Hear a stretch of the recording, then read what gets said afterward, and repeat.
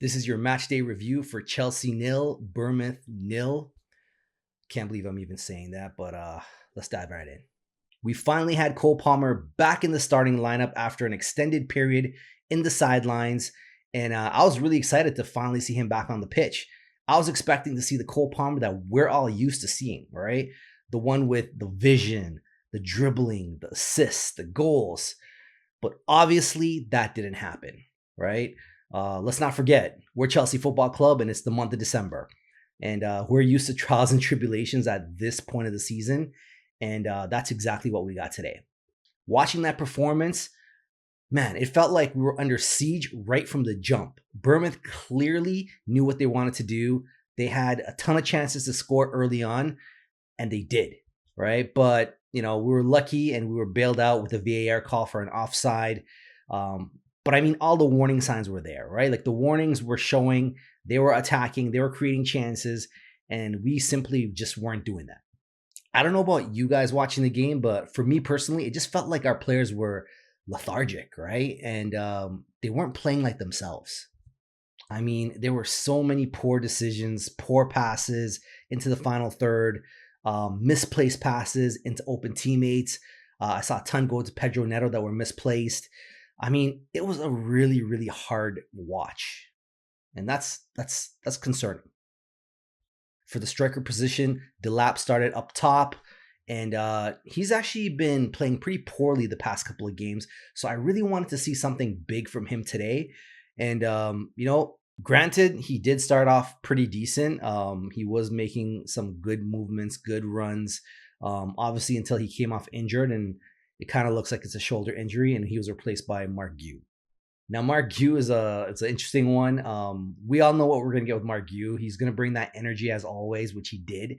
But it's always that that little bit of quality that's missing from Mark Gue that we could definitely need. I mean, there was one play I think where the ball came into the box. He was in the right spot. He did like a spin turnaround kick, and he just blasted it over the bar. I mean, a more experienced center forward would definitely be putting that on target. So, that's what you're going to get with Mark Gue when you have that lack of experience in the striker position. All in all, we finished the first half with something crazy, 65% possession, but 0 shots on target, which is ridiculous, right? We basically just did a whole bunch of nothing the entire first half. It was literally a joke.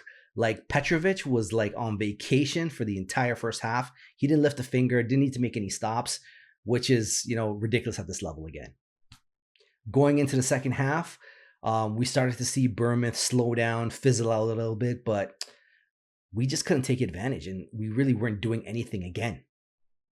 At that point, Maresca decided that it was time to make a change.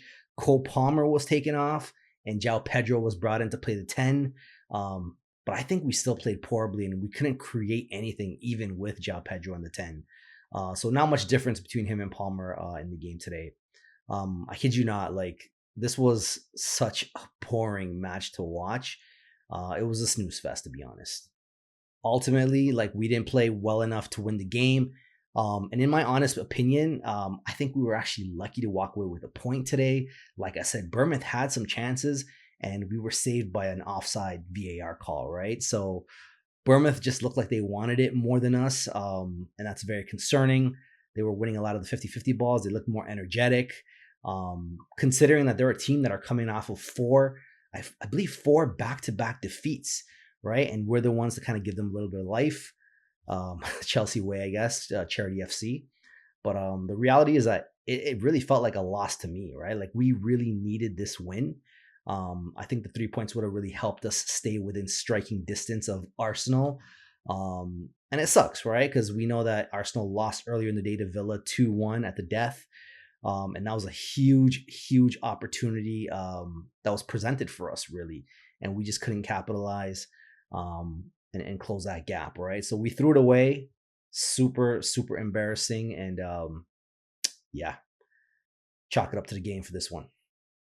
So to kind of wrap things up, I just think that we need to get it together ASAP. Otherwise, this is not going to look good very, very soon, right? We have teams like Man United, right, who can go level on points with us this match week if they win their game on Monday against Wolves, which chances are they're most likely going to do, because Wolves are just a terrible team, right?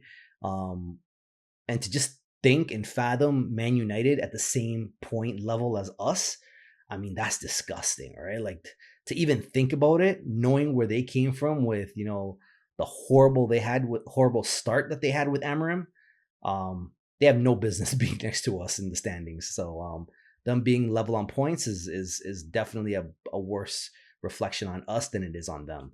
But yeah. Anyways, let me know what you guys think in the comments. What do you think we need to do at this point to turn things around?